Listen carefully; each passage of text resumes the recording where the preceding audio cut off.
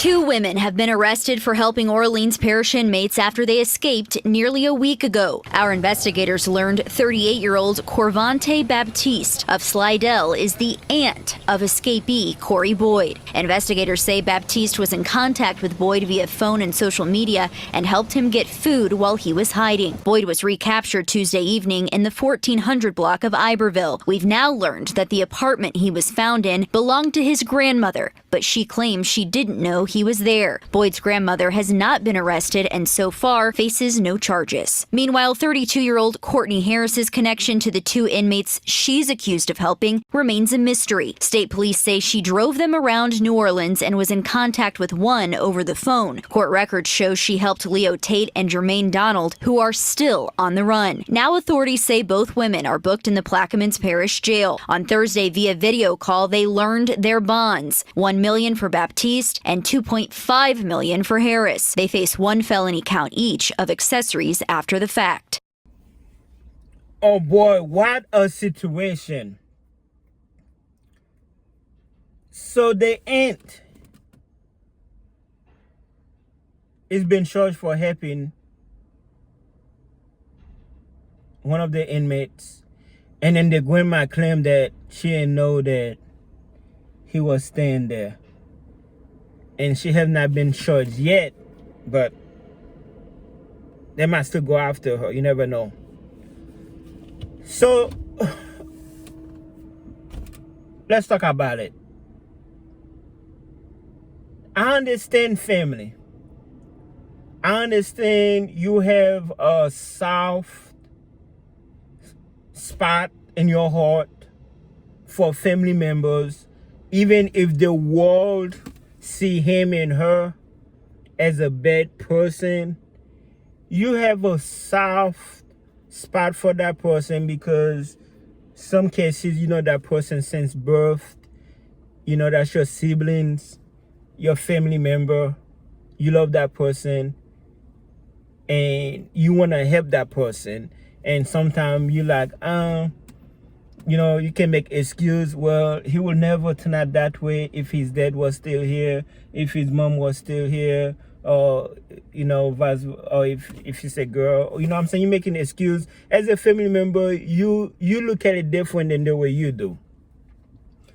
Now, everything in this video is alleged. I don't know what's going on, really. Now, let's say that the auntie meant well, just looking out for his nephew. But you have to think about it. So you a civilian, you living like you're supposed to be living, working, paying taxes, staying out of trouble. And then you have a family member who include you in their mess. Now, you was living, you know, a straight life, working, paying bills, paying taxes. Now, because out of love of attempting to help a family member, now you're facing serious charges for helping. The lesson here is it's kind of like a selfish thing on the inmate parts or anybody, you know, in general. If you are a street life, you live in the street life, you're doing crimes, you're doing bad stuff. When you get caught up, why you want to involve your loved ones? Why you want to jeopardize their freedom? They live in a straight and narrow life. You go out there as a grown person, you go make your decision. And then when you get caught up, you're trying to involve them and drag them down with you. Now, I myself can relate because I had to distance myself from close ones who constantly get in trouble with the law. I'm like, look here, you are an adult. They be calling me from jail, calling me from prison. I hit ignored. You probably like, oh, Pierre, you ain't no will do, you ain't no will do. What am I supposed to do? I have 2 kids I have to take care of. I'm working, I'm living a straight and narrow life. Even way before they went to prison, it's like constantly I was trying to talk to them, but they didn't want to listen, and they're always trying to get me to involve in their BS. You know, if they had to escape from prison today, I don't want them to be, don't come bring that mess over here where I have kids I'm trying to raise, where, you know, I got eyes on me, I got people from upper management watching me, you know, I got business deals I'm trying to work. Don't come here ruin what I'm working on. Do I love you? I love you more than anything, but the love, I try to avoid that. I try to avoid you to be in that position where you at. You didn't listen when you was out. You know, I would like to believe their aunt, their grandma, they're trying to school, they're trying to school, they're trying to talk to him, but as a grown man, he still made his choice. Okay, I say it's selfish because, you know, if I was a criminal,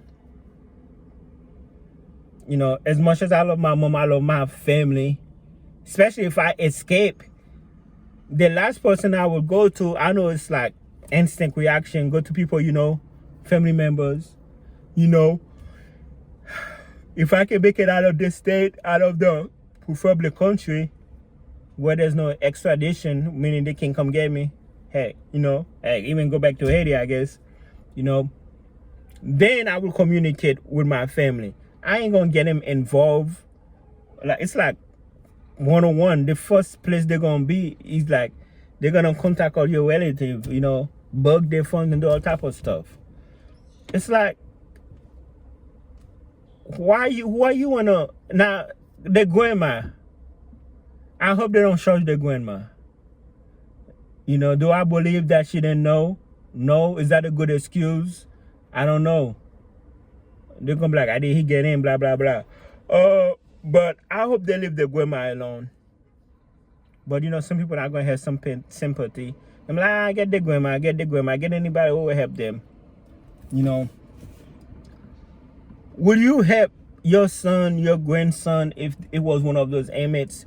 If one of those inmates was a family member, was your son, was your brother, was your nephew, will you help them?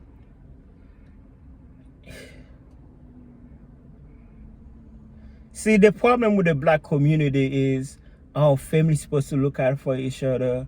Family's supposed to be there for each other no matter what. Pause. No matter what? What is no matter what? Let's talk about the word no matter what real quick. No matter what. So you want me to put my career, my life in jeopardy just to show that I'm loyal to a family member who's a grown person, ignore all the advice that that I've been given? Now I'm the bad guy for not helping. Now I'm the bad guy. And that's something.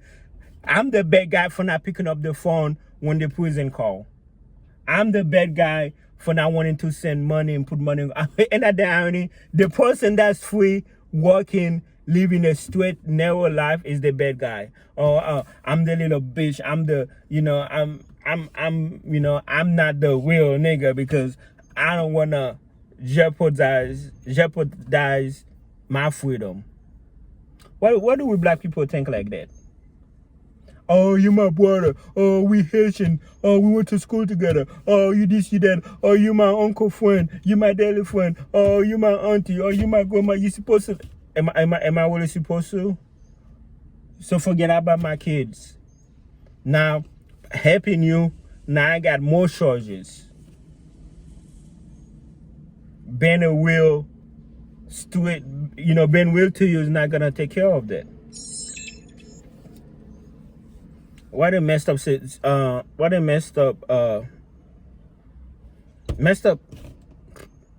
situation. If you like my commentary, every time I hit record, I just be trying to practice my commentary. If you like my commentary on this tough situation, please hit the like button, please comment something, please subscribe. And I'm trying to improve my commentary style, that way we can talk about everything. Alright guys, see you in the next video. Thank you so much for watching this video. And what a sad situation.